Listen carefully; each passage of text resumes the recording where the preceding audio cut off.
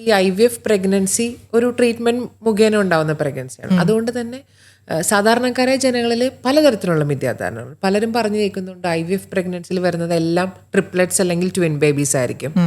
രണ്ടാമതായിട്ട് കേട്ടിട്ടുണ്ട് എന്തായാലും അതൊരു സിസേറിയൻ ആയിരിക്കും, ഒരിക്കലും ഒരു നോർമൽ ഡെലിവറി സാധ്യമാകില്ല. മൂന്നാമതായിട്ട് ഈ യൂട്രസ് ഓപ്പണായി പോകാതിരിക്കാൻ 3-4 മാസം ആകുമ്പോഴേക്കും സ്റ്റിച്ച് ചെയ്ത് കൊടുക്കേണ്ടി വരും. Throughout the pregnancy journey അവർക്ക് ഒരു ബെഡ് റെസ്റ്റ് വേണ്ടി വരും. അങ്ങനെ പലതരത്തിലുള്ള ധാരണകളുണ്ടാകും.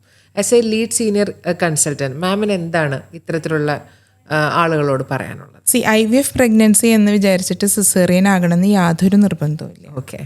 IVF പ്രഗ്നൻസികൾ ഏതൊരു പ്രഗ്നൻസിയുമാതിരി തന്നെ ആ സമയത്ത് സിസേറിയൻ ഇൻഡിക്കേറ്റഡ് ആണെങ്കിൽ മാത്രമേ നമ്മളത് ചെയ്യേണ്ട ആവശ്യമുള്ളൂ.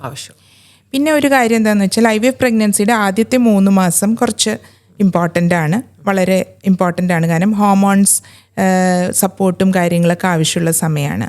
അത് കഴിഞ്ഞ് കഴിഞ്ഞാൽ പല പ്രഗ്നൻസികളും സാധാരണ പ്രഗ്നൻസിമാതിരി തന്നെയാണ് മുന്നോട്ട് പോകുന്നത്.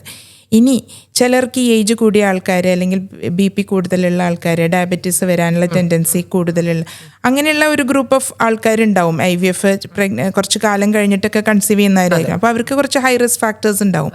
അപ്പോൾ ആ ഫാക്ടേഴ്സ് അനുസരിച്ചിട്ട് തന്നെ മറ്റു പ്രഗ്നൻസിയിൽ നമ്മൾ മാനേജ് ചെയ്യുന്ന മാതിരി തന്നെയാണ് നമ്മൾ മാനേജ് ചെയ്യേണ്ടത്. പിന്നെ ട്വിൻ പ്രഗ്നൻസി ഡെഫിനറ്റ്ലി IVF പ്രൊസീജിയേഴ്സിൽ ട്വിൻ പ്രഗ്നൻസിക്ക് ചാൻസ് കൂടുതലാണ്.